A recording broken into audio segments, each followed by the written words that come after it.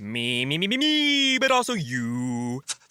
The Pharaoh fast forwards his favorite foreign film, Powder Donut. Okay, what's my line? The only line I see here on the script is get options based on your budget with the Name Your Price tool from Progressive. Oh man, that's a tongue twister, huh? I'm sorry, I'm gonna need a few more minutes. Bulbous Walrus, the Bulbous Walrus. The Name Your Price tool, only from Progressive. The owl ran afoul of the comatose coxswain. Progressive Casualty Insurance Company and affiliates. Price and coverage match limited by state law. The opinions and suggestions expressed on the following program are solely those of the participants and are not necessarily endorsed by KRMG, Cox Media Group Incorporated, or the program sponsors. This following program is sponsored by Causeway, LLC. Information in this broadcast is not intended as an investment, tax, or financial advice. Matthew Moore is not a licensed investment advisor and speaks solely from his experience and opinions. All information in this broadcast is for entertainment or educational purposes only. Matthew Moore, Causeway LLC, and Cox Media Group Tulsa are not responsible for the success or failure of any person's investment decisions or purchases. Matthew Moore, Causeway LLC, and Cox Media Group Tulsa makes no and expressly disclaims all representations, warranties, and guarantees with respect to this broadcast and its sponsors. Investing in any market is inherently risky and can be financially dangerous. Invest at your own risk. Gather knowledge in the world of cryptocurrency right now on 102.3 KRMG, Tulsa's news and talk. Welcome to Cryptocurrency with Matthew J. Moore. Matthew is locally based right here in Tulsa. Questions, comments, concerns? Call 918-460-5764 or send us an open mic using the KRMG app. Now, here's Cryptocurrency with Matthew J. Moore. And good Sunday evening to you. My name's Russell Mills. Thanks for tuning in for Cryptocurrency with Matthew J. Moore, the show where we explore the world of cryptocurrencies, digging for digital gold, if you will, and we'll explore some of the challenges and, of course, the opportunities presented by this fast-growing world. Matthew J. Moore, a Tulsa entrepreneur and author of a best-selling book, Foundations for Liberty, and our host. Good evening, Matt. Welcome. Hey, thank you, Russell. This is awesome. This is a beautiful day to talk about some technology that is going to literally change the world. Whether you know it or not, blockchain technology, cryptocurrencies, Bitcoin, it is a diverse and deep world that we're all going to dive into. I've really enjoyed this journey, and I've got Eric Cooper with us. He's our co-host. Eric, won't you say hello to the people? How's everybody going tonight? If you have not heard about this show and you are wanting to maybe start back at the beginning, Matt, people can actually go on krmg.com and you can listen to the podcasted versions of show 1 and show 2. This is our first live show, so if you're listening live, we are excited to have you today. Actually, we actually had an open mic about that. Somebody asking, saying, well, can we get the show online? Yes, you can. KRMG.com. There you go. And it's so necessary too, because it's like drinking from a fire hose. And if you hear this show or any of our past shows and you're like, what did they say? What did that mean? Like trying to wrap my head around these concepts. Like I would highly encourage you to go to KRMG's website, replay some of our last episodes, because we did talk about some concepts that are very fundamental and foundational when it comes to understanding this technology. One of them being, what is money? How does money get its value? Is Bitcoin a scarce asset? And blockchain technology, how does that technology make digital information scarce? So these are all things that I think everybody would benefit from. And I know, Eric, you kind of dived into our that video that I mentioned. There's a series by Mike Maloney called The Hidden Secrets of Money. And episode 8 is actually specifically designed around cryptocurrency and blockchain technology. What do you think about that episode? The visuals are phenomenal because you're going to be able to Byzantine generals. Problem. Yep.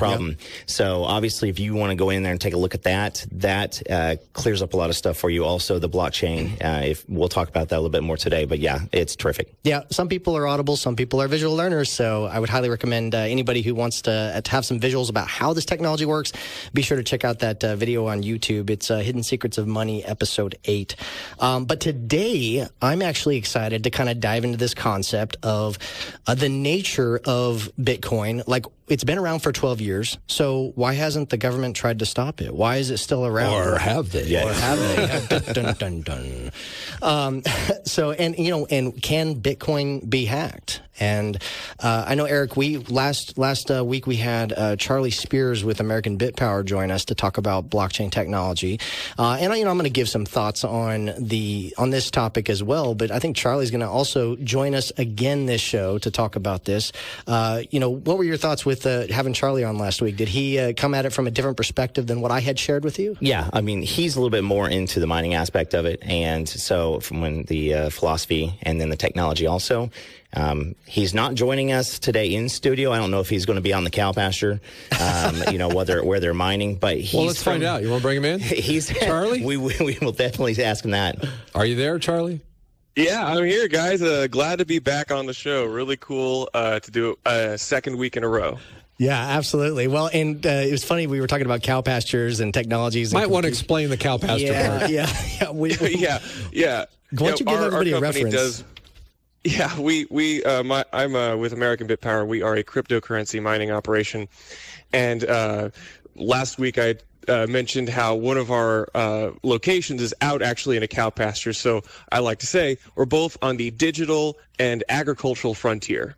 Yeah, but I would also say, Charlie, one of the reasons why you do that is because of your power sources. Isn't that correct? Yeah. Because mining Bitcoin specifically is extremely energy intensive, we look for the cheapest energy.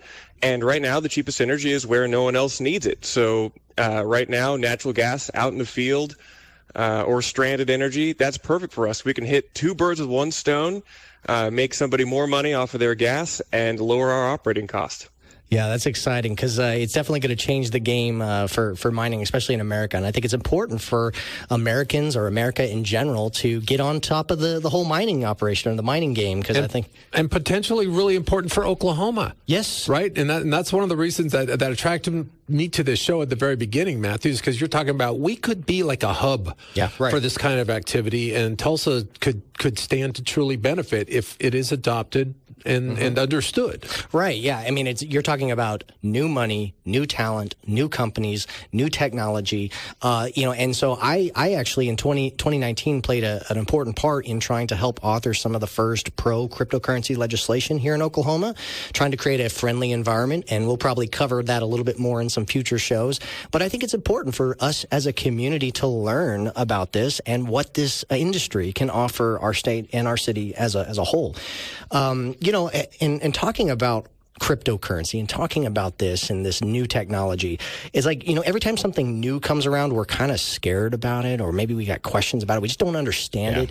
And the interesting thing about cryptocurrency and blockchain technology is it's a technology that literally is going to do what it's going to do. There is no stopping it, and the equivalent that I make, and I know we'll talk to Charlie here in a little bit about this, but Eric, did you ever use Napster?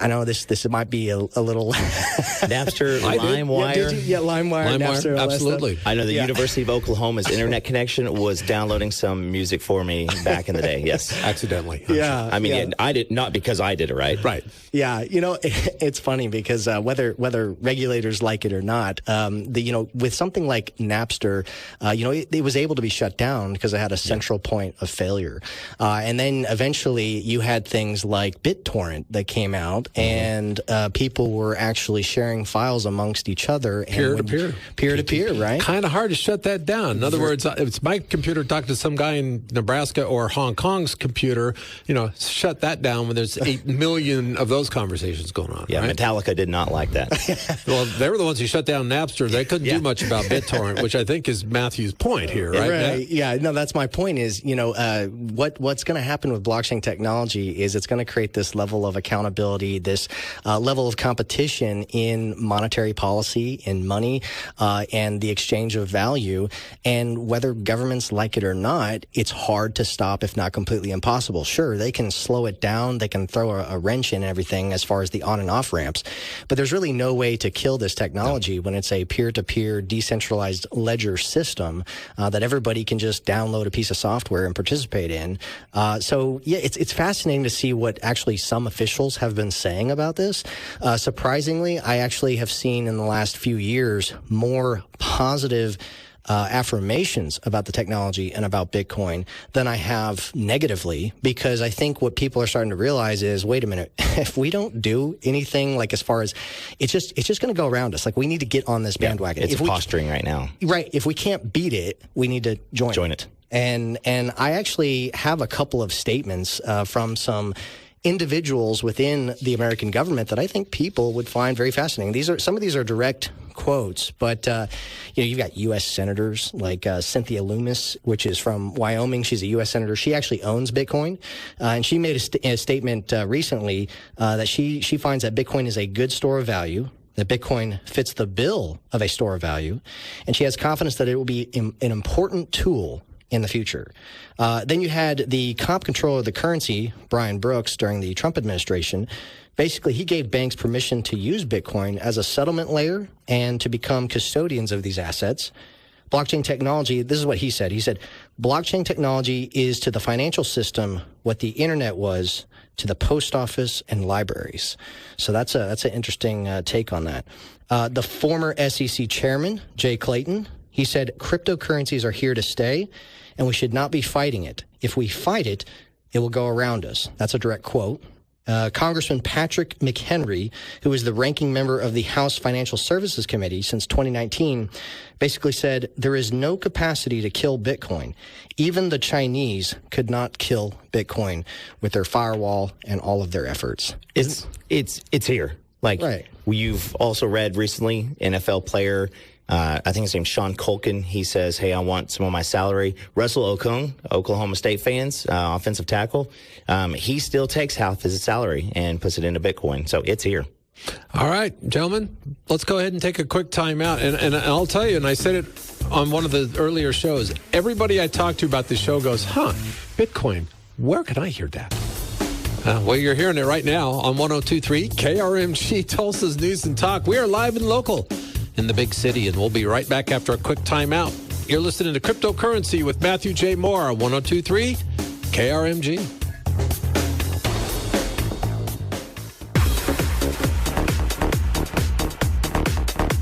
And that funky music means we're back with more of Cryptocurrency with Matthew J. Moore. We are live and local in Tulsa, Oklahoma on your Sunday evening. Brand new show. Thanks for tuning in and listening. We're having a lot of fun doing it. We're exploring the world of cryptocurrencies and trying to make it understandable even for people like me who have a hard time with anything past long division. And Matt, I think you're doing a pretty good job of it. Please welcome our host and the guy behind this concept and a cryptocurrency guru, if you will, Matthew J. Moore. Matt, how is your Sunday going so far? I am better now that I'm here. Yay. So every time I get to talk about cryptocurrency, blockchain technology, Bitcoin, my face lights up. So this is a honor and it's a privilege, and I love being able to do this. So hopefully those of you who are listening, put on your thinking caps, open up your minds, your hearts, because we're going to go down the road of cryptocurrency, and it's a big topic. It's like drinking from a fire hose.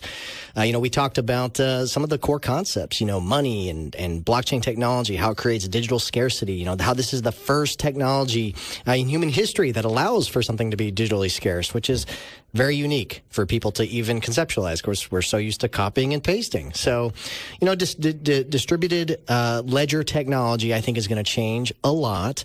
We talked a little bit about this idea, why is it still around? Why hasn't, if this is like money and this is a possible threat to the monetary policy of governments, like why are governments kind of somewhat embracing it or talking about it or haven't stopped it yet, or maybe they've tried? Like, these are the topics that we're talking about. And before, in the last segment, we were talking about some of the positive affirmations and statements from government officials about cryptocurrencies, about the technology, and about how if they, just kind of either ignore it or attack it, it's actually just going to go around them. And so if you can't beat them, join them. And so I definitely do see a world where, cryptocurrency, nation states are going to create their own version of it. You're going to have these decentralized versions of it. You're going to have corporations creating a version of it. So you could kind of have this, marketplace of competition for, value, money, monetary policy. It's just it's a fascinating new world that I think is going to change a lot of things, whether people realize it or not. So I know, Eric, those statements that we talked about earlier about some of those government officials, was that a surprise to you to hear some of that? No.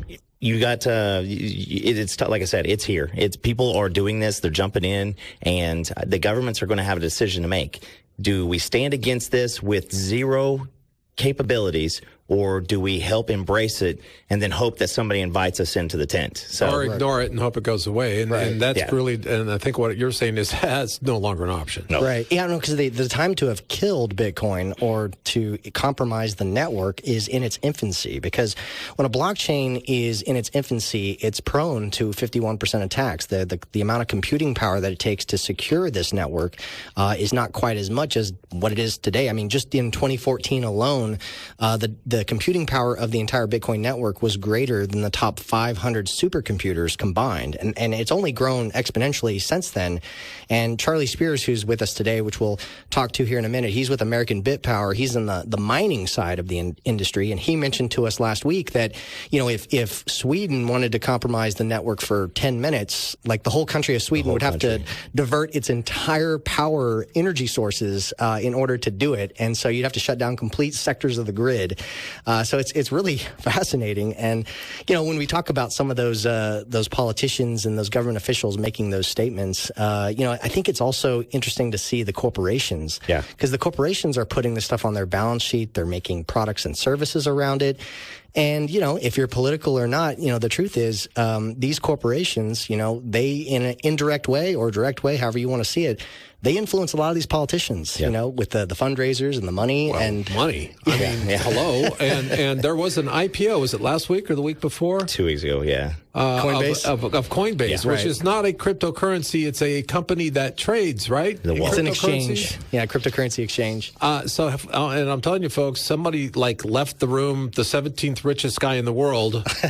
And nobody heard of him prior to that. That nobody's ever heard of because he started that company. It's happening. Right. It is. You know, you got PayPal, you got Grayscale, MassMutual, JP Morgan, Guggenheim, Square, Fidelity, BlackRock, Tesla, MicroStrategies. I mean, the list goes on and on and on. So it's like, you know, if these politicians are going to come after things like Bitcoin, they're definitely going to, you know, jeopardize these, you know, making these people mad, these corporations upset. So it would be a very interesting situation. So, but I think we should dive in and talk to Charlie, Eric. What do you think about that? It's time to bring Charlie in. So Charlie is from, once again, it's American BitPower. They're here in Tulsa. They are based here in Tulsa. Him and his wife have set up shop here. And so, Charlie, are you, I'm assuming you're still with us. Are you here with us? Yep, I'm here, guys. All right. So, Charlie, can you describe what you do with American BitPower and a little bit about your journey to where you're at now? Yep. I am Chief of Strategy for American BitPower. We're a cryptocurrency mining company, and we've got this crazy idea that we're going to hook up to the abundant, cheap natural gas in our part of the country and mine Bitcoin off of it. It's an underused, undervalued resource, and we can strategically partner as a mining business to harness that and make everybody money. Okay, let's see if we can help people understand this, because I got to tell you, it confused me when I first heard this. Bitcoin mining and Bitcoin generation and solving the equations that allow Bitcoin transactions to happen use massive amounts of electricity and computing power. So in order to do those operations, you need massive amounts of power, and the cheaper you do it, the more profitable you are. Here is all these natural gas pipelines and stuff that are out there, or wells that are not being utilized. They can come hook up to that directly, generate power with that natural gas, and do the computing operations. Am I grasping that correctly? Yes, that's correct. I mean, so the past 12 years of Bitcoin's life has been defined by who can get the fastest computers first. That's no longer the case. Going forwards and this coming decade, it will be defined by who can acquire these computers and deploy them onto the cheapest energy. So one of our theses as American BitPower is that we need to think like an energy company. So we adopt the language, we talk in words they understand, because, I mean, I'm a tech geek, but I've got to be able to do deals with producers. So that's what we're focused on. So you got to know what BTUs are, right? Yes, I do. BTUs, MCF, gas quality, British generation. Oh yeah, right. It's how much energy does a cubic foot of natural gas create, etc. Depending on how you burn it or how you utilize it. It's fascinating stuff. And again, Matthew, this is why I think this is really interesting for this part of the country, for Tulsa. once the oil capital of the world, still one of the biggest, oil regions and certainly natural gas regions in the world. We got about a minute left, but what Charlie's talking about here sounds like a really unique opportunity for us here. It is. In fact, if anybody knows better, it would be Charlie and his group. Charlie, being in Oklahoma, have you seen some advantages, when you're looking at opportunities or looking at new operations or expansion? Yep. So Bitcoin miners all across the world think like energy companies. Not everyone's looking at natural gas. Some people looking at solar and hydro and other things. But we live in Tulsa. Our office is downtown in the Phil Tower, and we're surrounded by producers left and right. And so all of these people have problems to solve, and we believe we can solve them. Whoops. He's going to play a piece of music here, which means, yep, there it is. You hear that? That's the sound of money being made. Hey, listen, we got to take a quick time out and do the news, Charlie. So we'll come back and talk to him some more. Yes? Yeah. And look, folks, you're not going to grasp this the first time through. I'm still struggling with it. Trust me. We're going to be here for a while explaining it to you. You're listening to Cryptocurrency with Matthew J. Moore on 102.3 KRMG. Be back right after the news.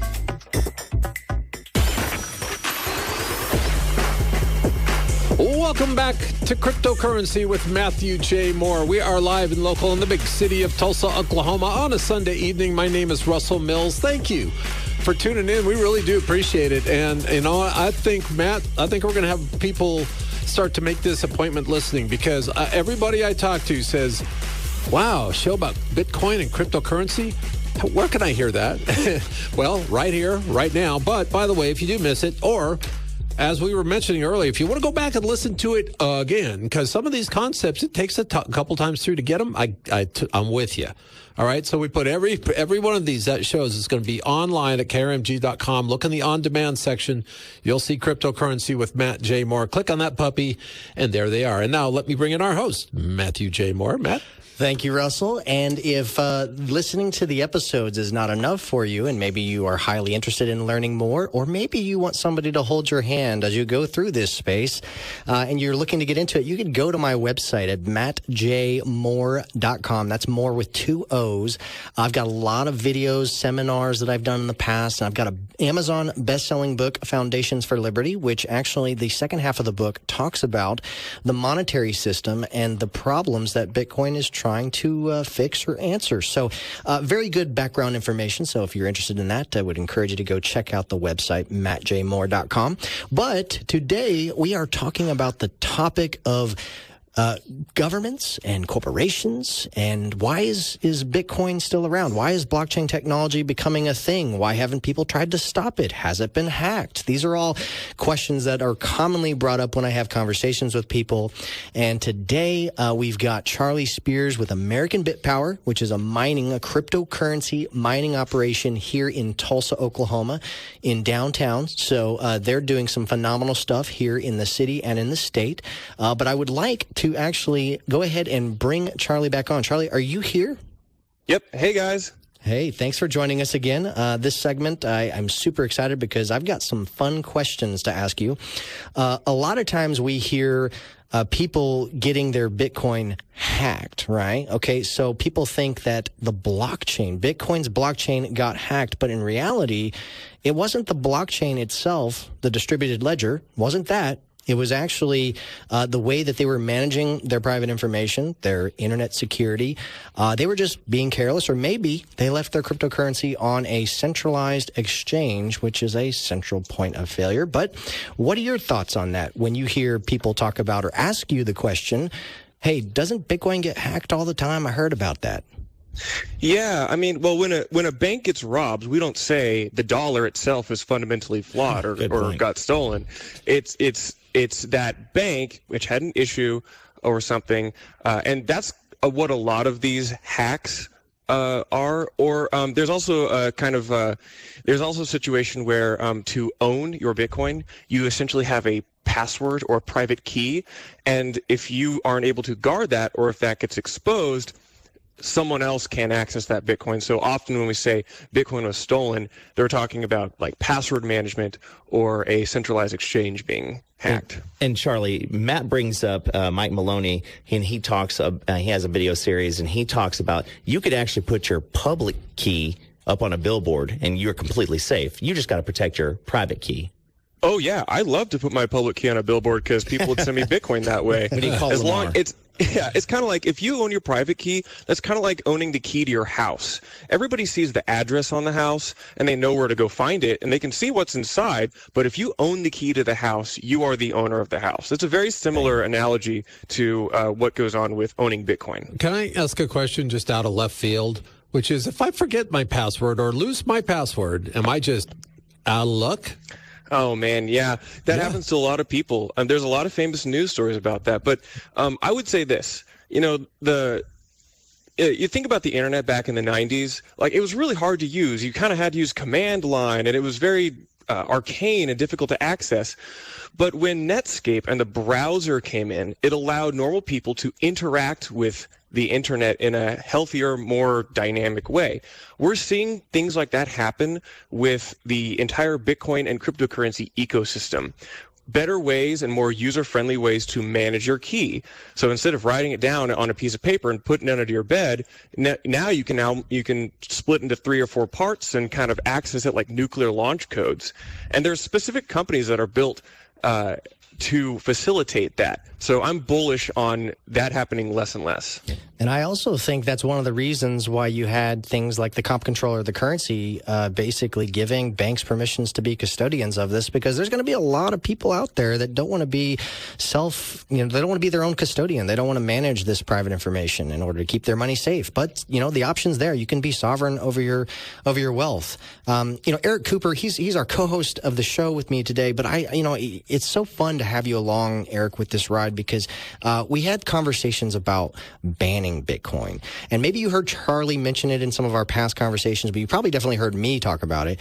But Bitcoin, when governments try to ban Bitcoin, essentially, have you heard the phrase, they're only going to ban themselves from Bitcoin? Have you heard that? Yeah. Yeah. Charlie, what are your thoughts on that? Like a government banning itself from cryptocurrency or banning themselves from Bitcoin. Is that all they can do? That is also one of my favorite lines, that a government can't ban Bitcoin, it can ban itself from Bitcoin. That's a really good one-liner. Well, I would say this. Look at governments who have essentially banned or restricted the internet around the world. They can kind of do that. Their citizens can still access that. It's a little bit more difficult. But really, what we see is those countries generally shoot themselves in the foot. The internet is a tool that everyone else in the world is going to use regardless. The same thing will happen with Bitcoin. You can try to ban it, you can try to restrict it, but everyone else is going to use this. And the game theorist in me says, well, it's much more beneficial to participate in the system than try to fight it. So, Charlie, would you probably say that the government acting responsible with its money is the biggest threat to Bitcoin? I did tweet that the other day. It was just a thought that I had. I mean, because people are always asking me, oh, well, what about this? What about these existential risks? And, I consider those, but I really think that if there weren't a problem to solve or an opportunity to solve and improve something, then you really wouldn't have a reason to come up with a solution. And if every government around the world all at the same time started acting with prudence with regards to monetary policy and in the interest of their citizens, then I would actually say that's probably the best way they could attack Bitcoin. They could actually get, stability. Stability. Because this all started, right, as a result of the housing bubble implosion of the markets in 2008. Am I right? That's kind of where Bitcoin got started. And that is the genesis of it. Some of us would say that, well, it's really since fiat was invented. But yeah, when Satoshi proposed or released the white paper into the wild in 2008, and Bitcoin was started in 2009. And so it is born out of the ashes of the great financial crisis. I mean, the first block ever mined, the Genesis block, has in it a headline from some English newspaper with the headline, "Chancellor on Brink of Bailout," or second bailout for banks. And that really does capture the spirit of what's going on, that the only people who really act in your interest is the network, is the Bitcoin network here. Well, when we talk about the Bitcoin network, you often hear the concept of 51% attack. I know we talked a little bit about that in one of our last episodes, but can you describe to people what a 51% attack on Bitcoin's network would be and what that would look like? Yeah. So I'm a miner, and Bitcoin is mined, and that's one of its security mechanisms. But if a majority of miners, if a group of miners were to control 51% of the computing power, otherwise known as hash rate, they could effectively add blocks to the blockchain that they want. They could censor other people's transactions. They could double spend Bitcoin. So they would basically control it. They can't alter the history, but they could alter the present. Now, they would likely do it at great cost to both themselves because it takes real resources that you would almost eventually make worthless because no one would want to use Bitcoin after that. But a 51% attack is when the majority of miners control the computing power. Right, and a blockchain in its infancy is when it's most vulnerable to one of those. Isn't that correct? Yeah, you can kind of think of like younger, earlier, smaller blockchains have fewer resources deployed to secure them, and when they're small like that, it takes fewer resources to attack. And now that the cat's out of the bag, that these are kind of a big deal, a lot of people are paying way more attention early on. Well, and a lot fewer miners, right? If you only have a couple thousand miners in the entire system, then 1,001 of them have to get together and decide to cause trouble. How many folks do you figure are mining Bitcoin right now? Oh gosh, this is a emerging, very exciting group of research that I personally study. But the largest countries are China, North America, U.S., Kazakhstan, Iran, Russia.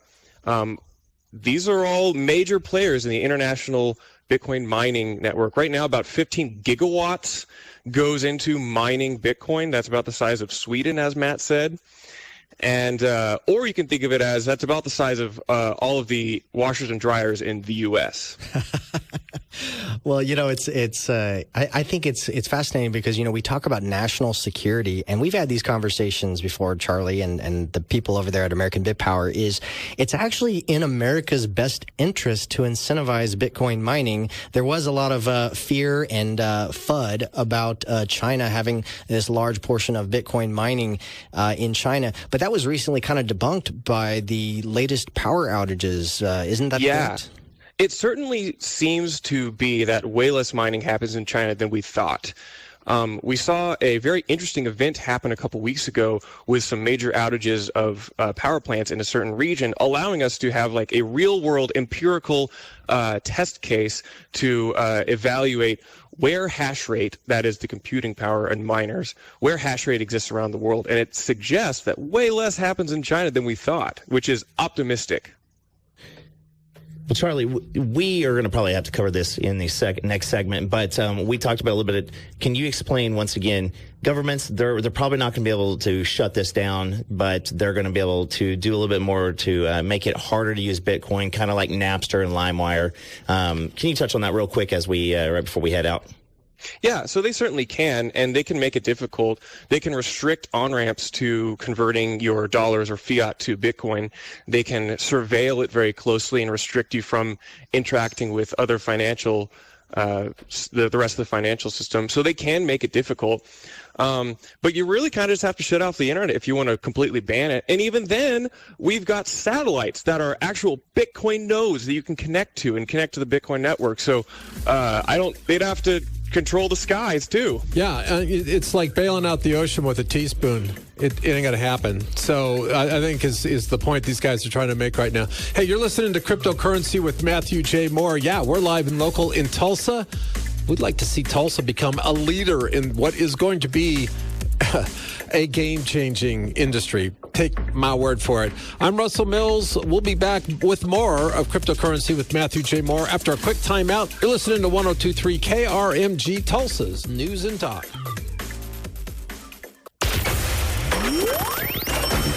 Welcome back to Cryptocurrency with Matthew J. Moore. We are live and local in Tulsa, Oklahoma on a Sunday evening. Partly cloudy out there. It's actually a little bit of blue sky right now. Could be a bumpy weather week, so stay tuned for all that. Meanwhile, we're digging for digital gold in a world that is, well, a little scary, a little confusing to some of us, but Matt's here to hold our hands and guide us through the woods and find that buried treasure. Right, Matt? That's right. We are. Please welcome our host, Matthew J. Moore. Go ahead, buddy. We're looking for digital gold, and I'm glad to have you guys with us. Eric Cooper, he's here in studio with us as well. He's a co-host of the show. Eric, won't you say hello? Hello again. Yes. Lots of learning, so I hope you put your thinking caps on and you open up your ears because we drink it from a fire hose. We're talking about cryptocurrency, blockchain technology. Why is it still around? Can it be hacked? Do governments care? We have Charlie Spears with us as well. He's our guest from American BitPower, which is a cryptocurrency mining operation here in Tulsa. We're trying to turn Tulsa into a cryptocurrency mecca, so to speak. A lot of opportunity here, but a lot of questions as well. What are the risks involved? How can it be stopped? Can it be stopped, really? We talked a little bit about 51% attacks and what makes that possible. Charlie talked about that in the last segment, but I think things that are on people's minds is how do we know the code is good? How do we know the protocol that's running this network is kosher? Does it work? Yeah. Does it work? Can I buy things with it? Yeah, exactly. Well, and the funny thing is, it's been going on for 12 years now. I think pretty close to that, and it's been phenomenal to see it go and how it has been going. I mean, it's kind of like geometry. Geometry works. It's math. We just we essentially we don't need to know the creator of geometry because geometry works apart from its creator. But Charlie Spears, I have a question for you about Bitcoin's protocol. If developers were going to submit changes to this open source protocol, what takes place? Well, so Bitcoin is software, so there are engineers and developers who do work and write it, but it's an extremely deep, long, careful process. You now have hundreds of people who contribute to this, and this is all done publicly. I can, if I could read code as well, I could go and verify for myself the actual code that's written that I'm running. And on top of that, I don't even have to run code with a change from a new developer. I can choose to run whichever version of Bitcoin I want. It just so happens that most people do use the same version of Bitcoin. So it's a very carefully monitored process. I mean, you've got $1 trillion worth of value locked up in Bitcoin right now, and developers and Bitcoiners treat changes to it as if you're making changes to a $100 trillion network. Actually, today, it's interesting we're talking about this. Today, we have one of the largest upgrades to the Bitcoin protocol in recent history. And it was a very, very slow, careful thing. And it's really not that big of a change because this code has ossified. It's really become almost like very complete. We don't want to mess with it or change it too much because we believe it exists very much in its final form already. So, there's a lot of people looking at this.